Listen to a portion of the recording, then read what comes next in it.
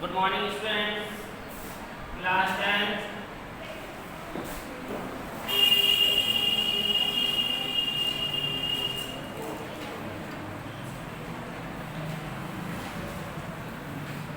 आप पढ़ रहे थे डीएनए यानी कि डीऑक्सीराइबो न्यूक्लिकम। आज आप लिखेंगे डीएनए की संरचना। डीएनए की संरचना हेडिंग डाल लीजिए। डीएनए की संरचना, स्ट्रक्चर ऑफ डीएनए। डीएनए की संरचना, स्ट्रक्चर ऑफ डीएनए। ठीक है। देखिए बच्चों, जैसा कि हमने आपको पिछली क्लास में बताया था कि आनुवांशिक लक्षणों की वंशागति जो होती है, जो एक पीढ़ी से दूसरी पीढ़ी में पहुंचते हैं, वह डीएनए ही होते हैं। इन्हीं के द्वारा क्या होता है, लक्षण एक पीढ़ी से दूसरी पीढ़ी में पहुंच जाते हैं। तो डीऑक्सीराइबो न्यूक्लिक अम्ल की संरचना में लिखेंगे प्रत्येक डीएनए अणु, प्रत्येक डीएनए अणु तीन घटक अणुओं से बना होता है। तीन घटक अणुओं से बना होता है, जिसमें एक अणु फास्फेट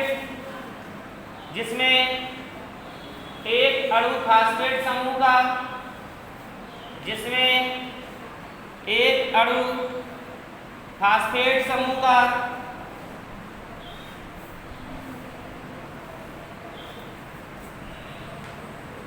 तथा एक डीऑक्सीराइबोस तथा एक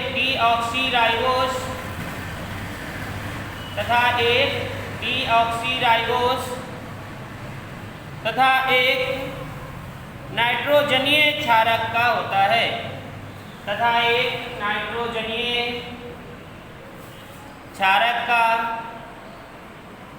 होता है, जिसमें निम्न चार नाइट्रोजनी क्षारक उपस्थित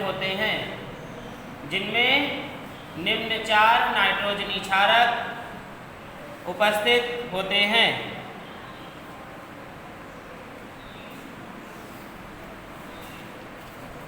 देखेंगे कौन कौन से। एडिनिन,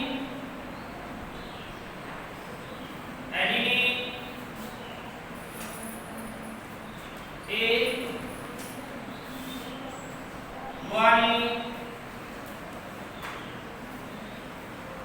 गुआनिन, जी, थाइमिन,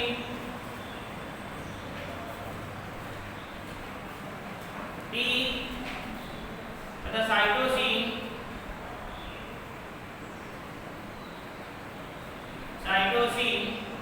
सी। ठीक है। तो इसमें ये उपस्थित होते हैं कौन कौन से। Adenine, guanine, thymine, cytosine. Adenine को ए से व्यक्त करते हैं, गुआनिन को जी से, थाइमिन को टी से और साइटोसिन को सी से। नोट कर लें इसे।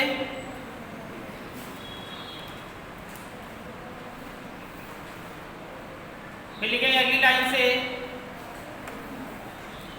डीएनए की संरचना निम्न प्रकार से है। डीएनए की संरचना निम्न प्रकार से है। डीएनए की संरचना निम्न प्रकार से है। नंबर 1, डीएनए का प्रत्येक अणु, लिखेंगे डीएनए का प्रत्येक अणु दो कुंडलित पॉलीन्यूक्लियोटाइड, डीएनए का प्रत्येक अणु दो कुंडलित दो कुंडलित पॉलीन्यूक्लियोटाइड श्रृंखलाओं का बना होता है। डीएनए का प्रत्येक अणु दो कुंडलित पॉलीन्यूक्लियोटाइड श्रृंखलाओं का बना होता है। लिखेंगे दोनों श्रृंखलाएं एक दूसरे से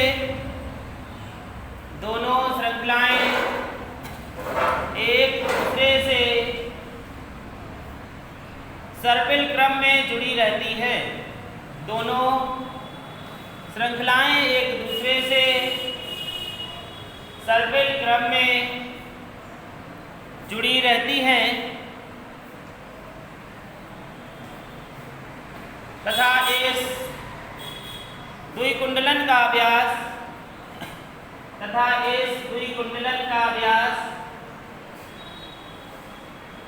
लगभग 20 एंगस्ट्रॉम होता है।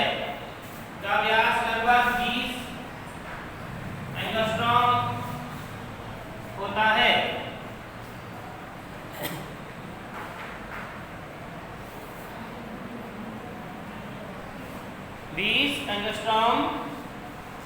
है। लिख लिया। अगला सेकंड पॉइंट लिखेंगे प्रत्येक पॉलीन्यूक्लियोटाइड श्रृंखला में डीऑक्सीराइबोस शर्करा और प्रत्येक पॉलीन्यूक्लियोटाइड श्रृंखला में डीऑक्सीराइबोस शर्करा डीऑक्सीराइबोस शर्करा और फॉस्फेट समूह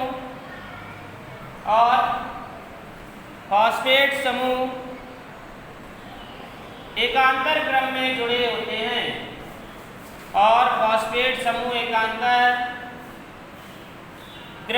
जुड़े होते हैं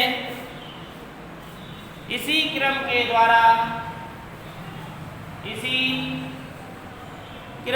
द्वारा श्रृंखला का आधार बनता है। इसी क्रम के द्वारा श्रृंखला का आधार बनता है। नंबर 3 पॉइंट लिखेंगे फॉस्फेट समूह एक तरफ की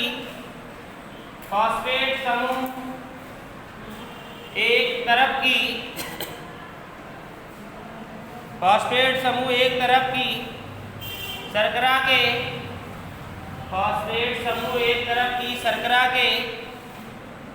5 कार्बन से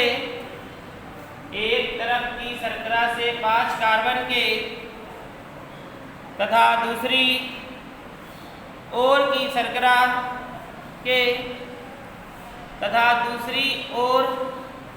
शर्करा के 3 कार्बन पर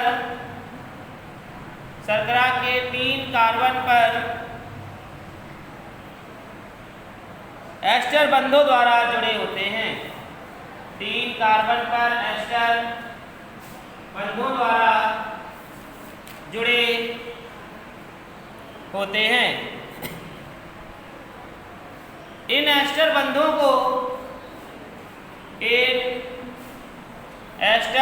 को फास्फोडाइएस्टर बंध कहते हैं। इन एस्टर बंधों को फास्फोडाइएस्टर बंध कहते हैं।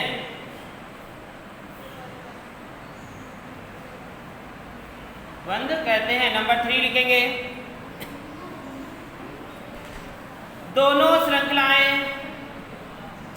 नंबर 4 पॉइंट दोनों श्रृंखलाएं प्रति समांतर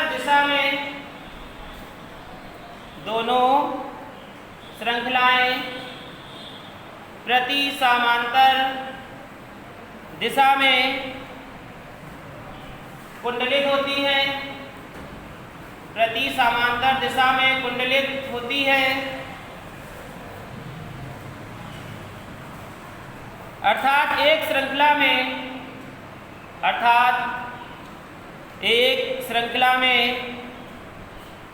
डाइएस्टर बंध तीन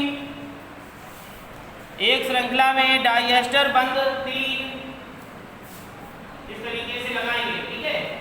3, 5 डाइएस्टर बंध 3 5 दिशा में, 3 से 5 दिशा में तथा दूसरी ओर 5 से 3 दिशा में होता है, तथा दूसरी ओर 5 से 3 दिशा में होता है, ठीक है। लिख लिया। अगला पॉइंट लिखेंगे, एक श्रृंखला के प्यूरीन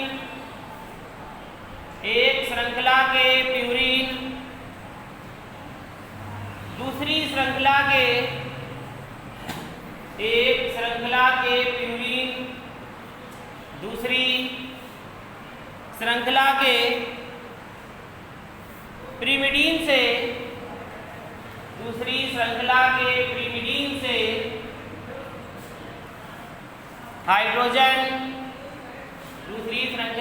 पिरिमिडीन से हाइड्रोजन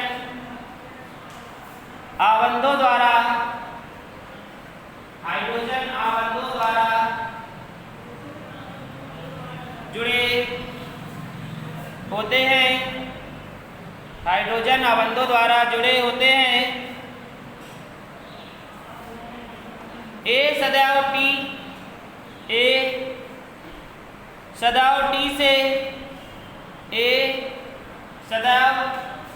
टी से तथा सी सदैव जी से जुड़ा होता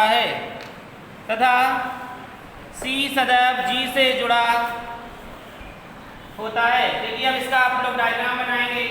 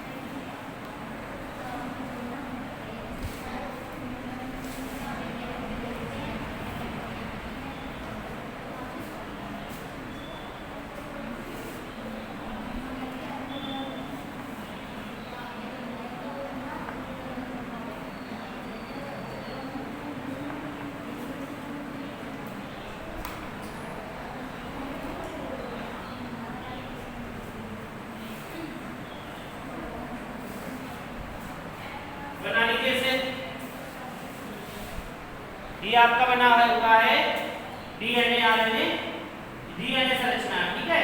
इस प्रकार से ये संरचना होती है, ठीक। इसे बना लीजिए आप लोग। तो ये था स्ट्रक्चर ऑफ डीएनए।